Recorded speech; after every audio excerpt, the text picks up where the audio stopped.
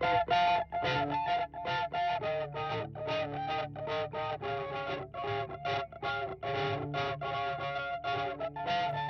to Soundbite, the podcast where we talk about the topics that are on people's minds in New Brunswick and Canada and learn more about the experts on those topics. I'm Caitlin Dutt, one of your co-hosts. And I'm Tim Porter. Well, good morning, Caitlin. Good morning, Tim.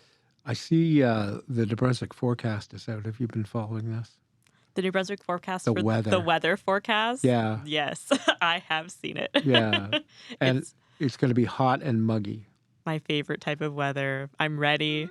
I'm so ready, especially after the rain that we've been having every single weekend. Yeah. Oh my gosh. Yeah. I can take some thunderstorms, but please let them be on Tuesday. I always find it a little suspect when they come out, the forecasters come out with these long range predictions. I don't know if that's real. Do you think it's real? Like, maybe it's just to give us hope. can they really tell what's going to happen for the next 3 months? I don't know. No, I'm not a meteorologist. Yeah. Gotta get a guest speaker in to talk about that. I guess they can kind of see overall predictions from way off in the ocean what's brewing, but Yeah. it's always just a little bit of the tea leaves going on there. I don't know. Anyway. Well, it looked like a good forecast, so I'm taking it to heart, and I am using it to fuel me through these next couple months. So the New Brunswick legislature is in this week. I guess it's going to go this week and next week. Yeah.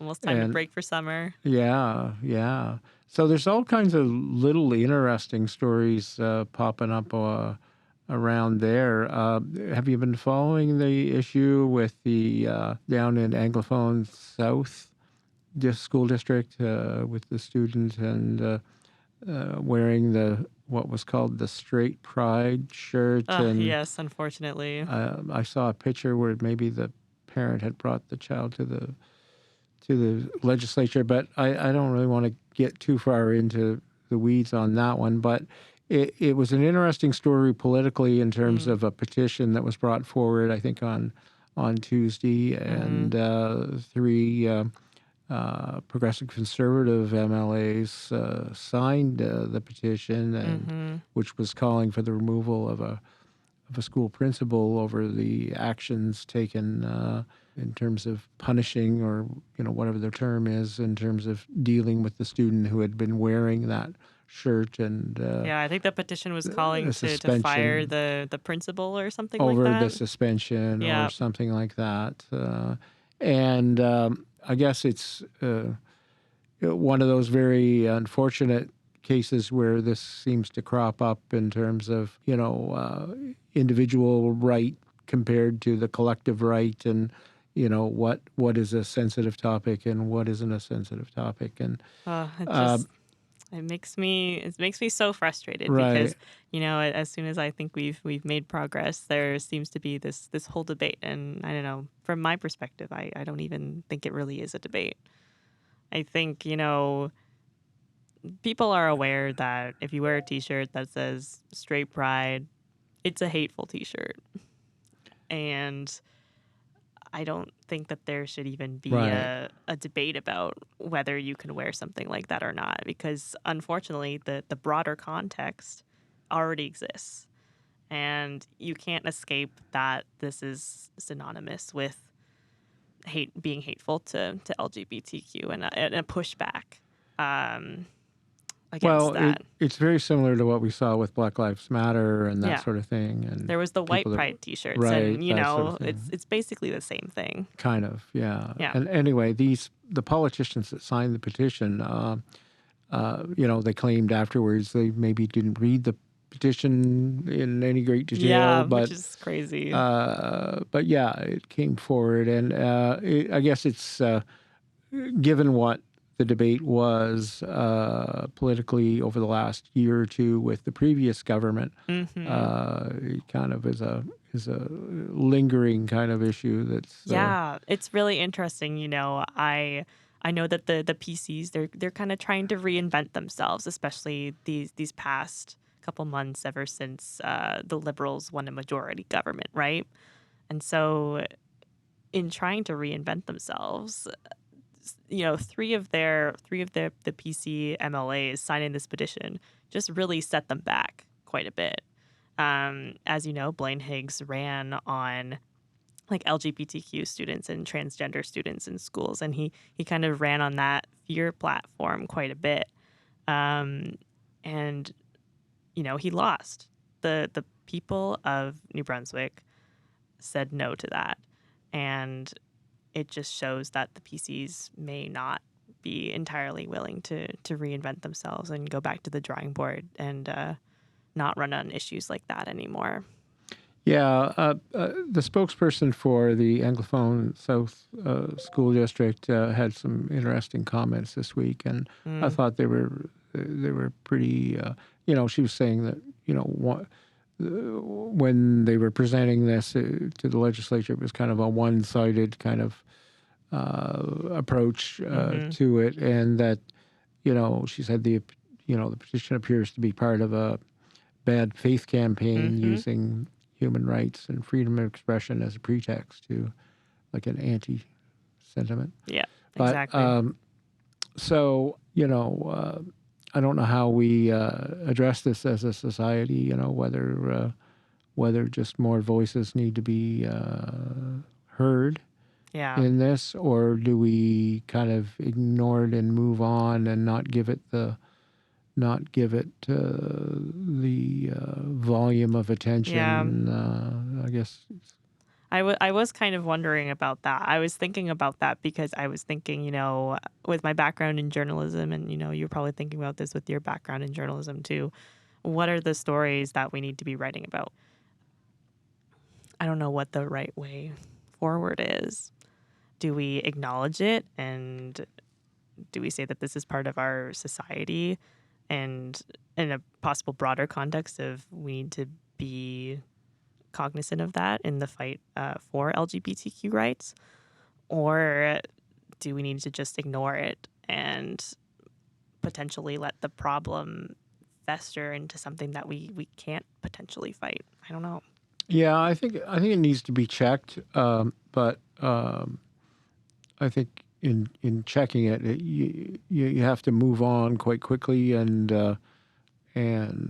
try to get past it, because I think the more attention it gains, the more we lose. I mean, we kind of saw that with the previous government, and of course, we had people from across the country with a very right-wing bent kind of weighing in on our politics here, and that wasn't healthy to our society, No. and for individuals in particular. So, yeah, I mean, the south of our border has been impacting New Brunswick and all of their social politics, right. and that concerns me. It concerns me that it's invaded our political stream. It worries me that it's invaded the minds of different people who are just on social media and getting targeted with all of these different campaigns that are potentially meant for United States. Yeah, it motivates people in the wrong direction. Yeah. And,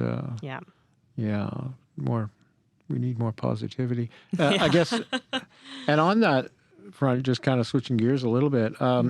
So we were talking in our last podcast about the United States, and I was quite interested to see the governor of Maine, Janet Mills, rolling out the welcome mat for Canadians. Right. She talked at length about the border crossings and how Maine is kind of cushioned up against New Brunswick and Quebec and the number of ports of entry. I think there's 15 or 16 of them. That she's put up some signs, bilingual signs, welcoming Canadians and trying to stimulate cross-border commerce and shopping. Yeah, again. I think I appreciate her efforts. I just, unfortunately, I think people are just scared of the president and his own actions, and they kind of are cognizant that a main politician is not necessarily going to be the person who can change those policies that they're really scared of. Oh, okay. Well, I guess, yeah, it's kind of the issue of how you feel about the people of Maine, which I think we have a great affection for. Yeah. And then it's just the crossing the international border there between the two countries, and how that's kind of a different interaction. Yeah, there's those two dynamics at play that, and I think she acknowledged that in her comments that there's a lot of things that she can't control, whether border it be security being one of them, tariffs or borders or So anyway, it's an ongoing issue there, but anyway, interesting development. Mm-hmm. Anything else catching your eye this week that you found interesting, Kayla? Yeah, there was that new healthcare plan. Oh, yes. Yes. Margaret Melanson, yes. Brought out a 5-year plan, I believe it is. Yes, I think so. It had some short-term goals and some long-term goals, kind of aligned with what the current government has been saying. So we know at least they're friendly with one another. They agree. Yeah. But it's been a long, many years of struggling with the healthcare system. So I don't know if I'm necessarily excited about this healthcare plan. What I will be excited to see is when we get results. Well, yeah, I think there's continuing to be an issue with staffing. Mm-hmm. In some of the comments that she made, she talked about how the vacancy rate has gone down. But I think with regard to nurses, it's just kind of the same with teachers in that there's a lot of people that are coming back that are retired and having to come back and backfill a lot of positions. And maybe LPNs working where really we need nurses, registered nurses, or that sort of thing. So I mean, the system is still strained, I think, and the issue of doctors is still prevalent in terms of. Not only we replacing our doctors as they retire and we get more doctors, but even that system of, who, the lists and how you get a doctor and that sort of thing. There seems to be a very haphazard way of how people connect with doctors and that sort of thing. People have been on that list for years. 7 years, 8 years, 9 years. Right. I think there is some movement on it. I've seen some people start to get doctors, and they've made a couple of announcements in the past couple months about opening new community care clinics. So that's good. It's tricky. I mean, we've got a big influx of people coming into the province too that need doctors. So, as soon as some people get family doctors, there's more people coming in that also need family doctors. And it's a tough situation. It's really tough to navigate. Right. It's that whole infrastructure social infrastructure that supports people that, it's great to move to a location like New Brunswick where property rates are kind of fairly low compared to the rest of the country. So if you're coming in, you get good value, but then you discover that it's hard to connect through the social programs and that sort of thing. Yeah. And it affects whether people want to stay or not. Yeah, it's hard. And honestly, like my family moved to New Brunswick when I was a teenager. We were lucky that we were able to get a family doctor in Moncton. I moved to Fredericton when I went to university. Have not been able to get a family doctor in Fredericton. So I've kind of been, every day that I have to go to the doctor in Moncton, I have to take the day off work and travel 2 hours there, do my 15-minute appointment, travel 2 hours back. So that's another issue that, the healthcare system and family doctors, it seems inflexible. Right. Is an issue that I don't hear a lot of people talking about. Right. Yeah. Yeah.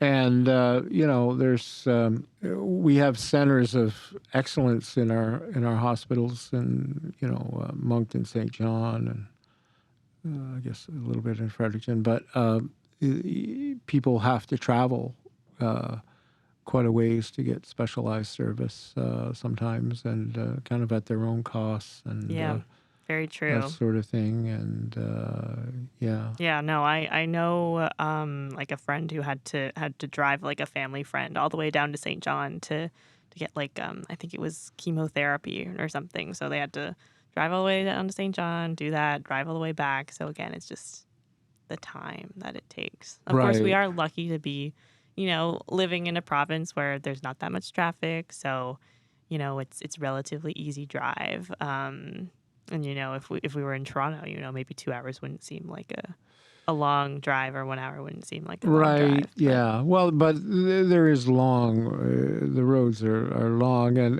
in some yeah, cases, like to St. John, it's a single lane for a certain stretch. yeah, So yeah. it's a little bit tricky for some. Yeah, that sort of driving. But I think that it's kind of good that the Horizon is working on their long-term planning. But I think we all acknowledge there's quite a bit more work to do there. Yeah.